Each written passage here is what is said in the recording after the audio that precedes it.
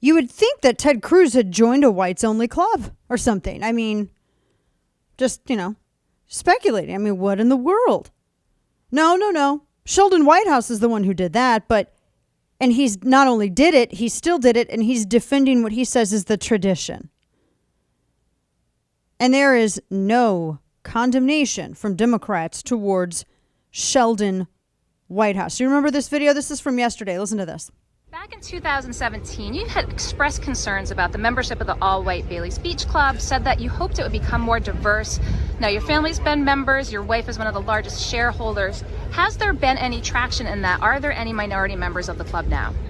I think the people who are running the place are still working on that, and I'm sorry it hasn't happened yet. Do you have concerns in 2021? I mean, obviously, it's been 4 years. You had remarks on the floor following the deaths of Breonna Taylor and George Floyd saying, hoping to root out systemic She said the people who, he was like, the people who own it. Well, his wife is the majority shareholder. I heard that correctly, right? Yep. So not only is he a member, but he's also the owner.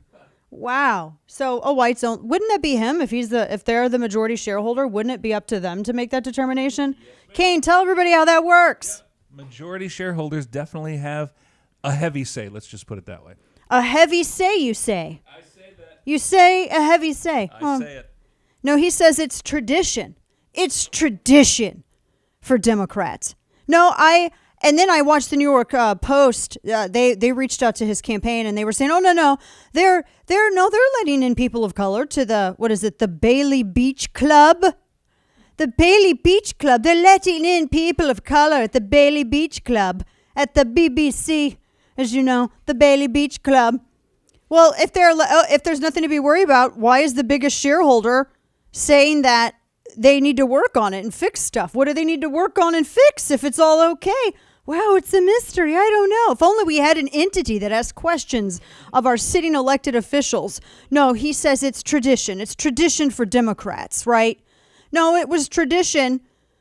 Democrats, when they opposed recognizing, well, actually that makes sense. They opposed recognizing the natural rights of all Americans and they didn't want recognition of rights for everybody. Democrats voted to keep African Americans in slavery. They opposed the 13th Amendment. Only 4 Democrats voted for the 13th Amendment. It was tradition when Republicans when they passed the 14th Amendment and Democrats voted against the 14th Amendment. It was also tradition when Democrats, not a single one of the 56 Democrats in Congress at the time, supported the 15th Amendment, which Republicans passed, that gave freed slaves the right to vote. And don't forget the Civil Rights Act. It was Democrats who filibustered the Civil Rights Act, setting a new record of 83 days. It was the majority of Democrats who opposed the women's right to vote. It was Democrats who sent Japanese Americans to internment camps. It was Democrats who sent American Indians to the trail of genocide. And long after the evil of slavery as a practice ceased in the United States, did that party, the Democrats, continue down their path of continuing to deny people of color their rights. That's the disenfranchisement. And don't forget, it was a Democrat judge, Roger Taney, who was appointed by a Democrat President, Andrew Jackson, who used the Democrat ideology to deny Dred Scott his recognition as a free citizen of the United States. Why? Because Democrats were terrified of the natural rights that would be afforded to someone like Scott, namely, ladies and gentlemen, the Second Amendment right to keep and bear arms. Because the biggest threat to tyrants like Marxist Democrats who are racist bigots was armed, free people sticking up for their rights.